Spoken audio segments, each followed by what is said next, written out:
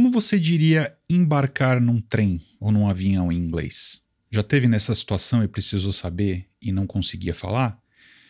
E depende, como por exemplo na frase depende de você. Você não sabe?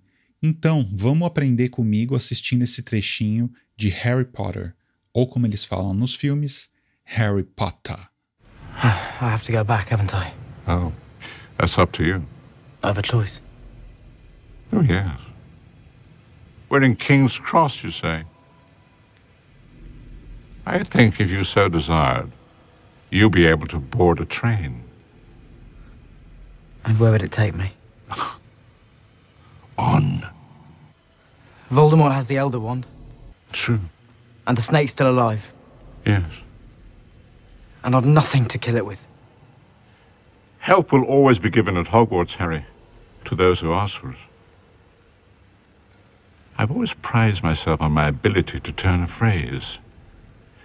Words are, in my not-so-humble opinion, our most inexhaustible source of magic, capable of both inflicting injury and remedying it.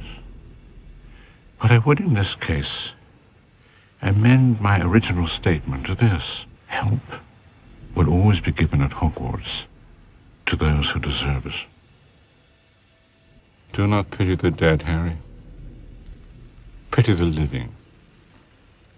And above all those who live without love. I'll be going now, Harry. Professor? Is this all real? Or is it just happening inside my head? Of course it's happening inside your head, Harry. Why should that mean that it's not real? Logo no começo, o Harry diz I've got to go back, haven't I? Que significa eu tenho que voltar, não tenho?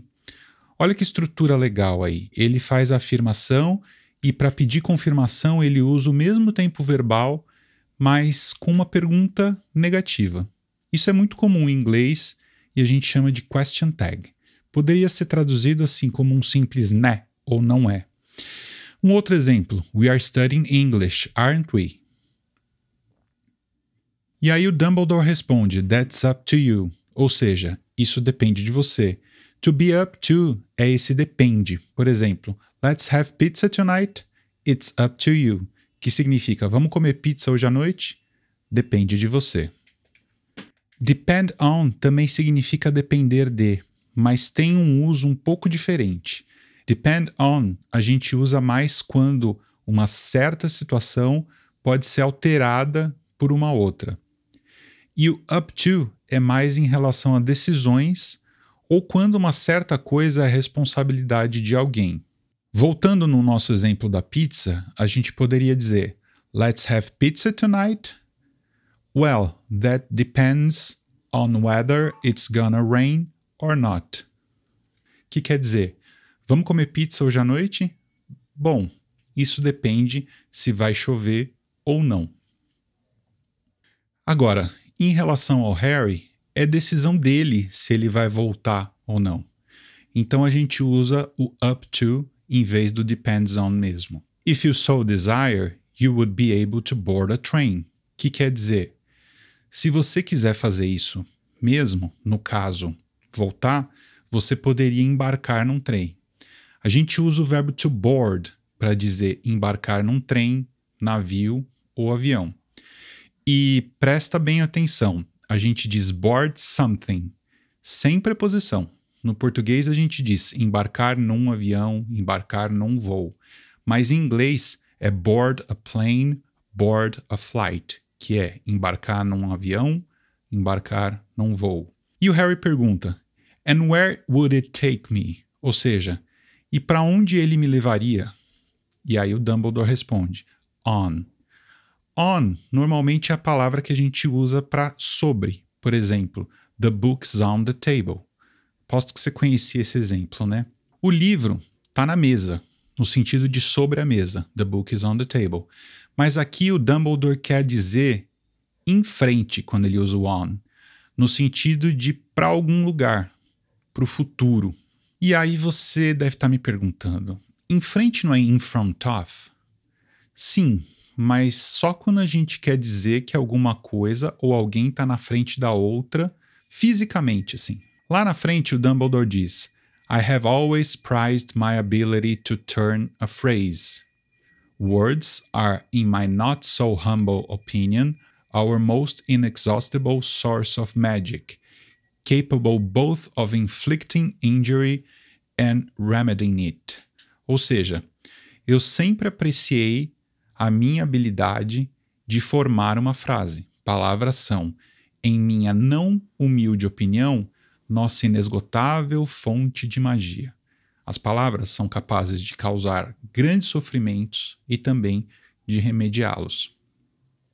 Tem 3 coisas interessantes nessa frase. Uma é o verbo to prize, que é o verbo apreciar, estimar ou até se orgulhar. Por exemplo, você poderia dizer I have always prized my ability to teach people.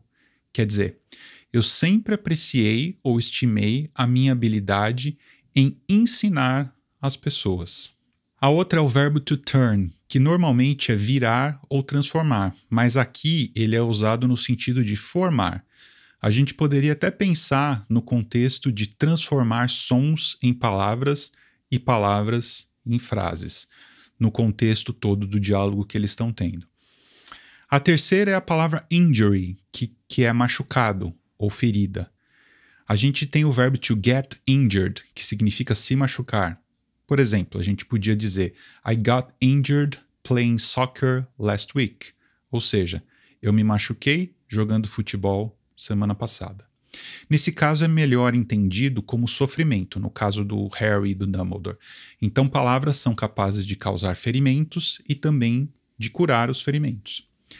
Em seguida, o Dumbledore usa umas palavras assim mais rebuscadas e mais chiques. Mas vem comigo que não é tão difícil. But I would, in this case, amend my original statement to this. Ou seja, mas eu diria, nesse caso, alterando a minha frase original para essa. To amend é o verbo emendar, no sentido de complementar ou até corrigir e alterar. Statement é uma declaração, afirmação ou até homologação. Pode ser entendido como frase também, no contexto do diálogo que a gente está vendo. Logo depois, help will always be given at Hogwarts to those who deserve it. Ou seja, Hogwarts sempre ajudará aqueles que merecem.